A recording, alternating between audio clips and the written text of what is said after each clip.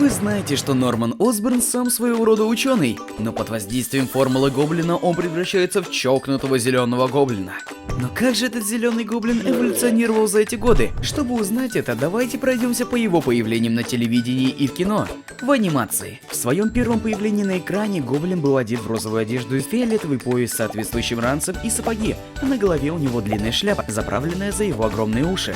Кроме того, на крупных планах у него кустистые брови и слишком длинные ресницы. Этот гоблин одержим колдовством. И, конечно же, катается на своем фирменном глайдере. В телесериале 1981 года Осборн физически превращается в отвратительного гоблина. У него более темный наряд и бледная кожа с добавленными чешуйками, хотя время от времени кажется, что на нем просто костюм гоблина.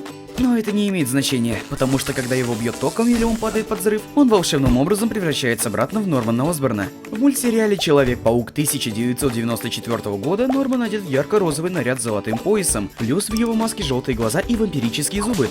И он, ну, слишком мускулистый.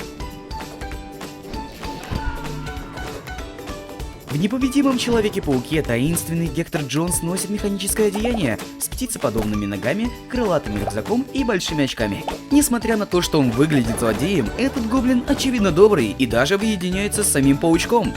Норман Осборн, впервые появившийся в кино, одет в бронированный зеленый костюм с фиолетовыми оттенками и продолговатую маску с выдвижными желтыми линзами. Ему удается расправиться со своими бывшими деловыми партнерами, но когда он сталкивается с Человеком-пауком, он умирает от своего глайдера.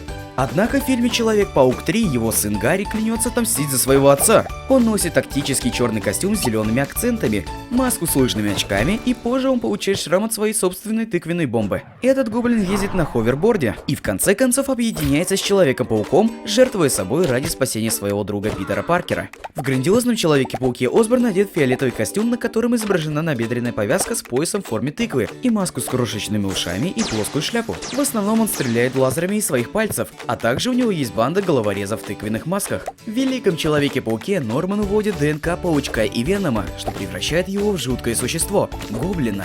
У него двойной рогатый подбородок, желтые глаза без зрачков и бронированный костюм.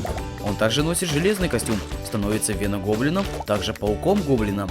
А в одном из снов предстает в образе короля гоблинов. В этом сериале также представлены крылатый великий гоблин и женщина-гоблин, которая в дальнейшем становится гораздо страшней. В Marvel Дисковые войны представлен громоздкий гоблин с шипами на плечах, дьявольскими рогами и модной полоской по костюму. В фильме «Новый Человек-паук 2» Гарри Осборн принимает экспериментальную сыворотку, чтобы спасти свою жизнь, но вместо этого она ускоряет его выдуманную болезнь.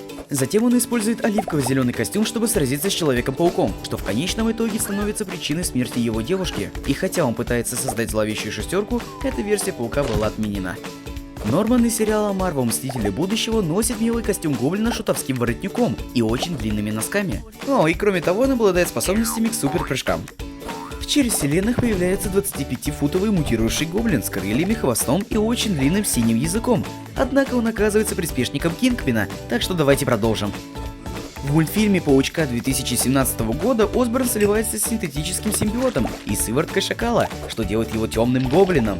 У него звероподобные лапы, добавленные шипастые выступы и длинный хвост. Позже он вводит себе дополнительную сыворотку, что превращает его в более звероподобное существо. В сериале для дошкольников Паучок и его удивительные друзья изображен очаровательный гоблин, одет в бронированные защитные щитки. Хотя он и выглядит невинным, он все равно доставляет немало хлопот своим паучьим друзьям. Но давайте вернемся ко взрослым гоблинам. В фильме «Нет пути домой» гоблин 2002 года по ошибке переносится в КВМ. Его броня немного упрощена и стала грязней. Его шлем имеет более злые брови и темно-золотые глаза. Хотя позже он меняет его на очки, получая фиолетовый акцент на боевых повреждениях и добавляет к своему костюму ранец, рваный балахон и перчатки. Он продолжает свою преступность в КВМ. Но в конце концов ему вводят сыворотку против гоблинов и отправляют обратно в свою вселенную.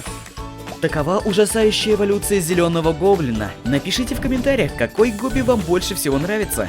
Анимация дублирована каналом Фанчи, для канала «Расскажи это анимировано». Не забудьте поставить лайки и подписаться на оригинальный канал Tale It Animated, на официальный русский канал «Расскажи это анимировано» и на мой канал Фанчи, ссылку на который вы можете найти в описании, в закрепленных комментариях или же в названии этого видео. А с вами был Фанчи и всем пока!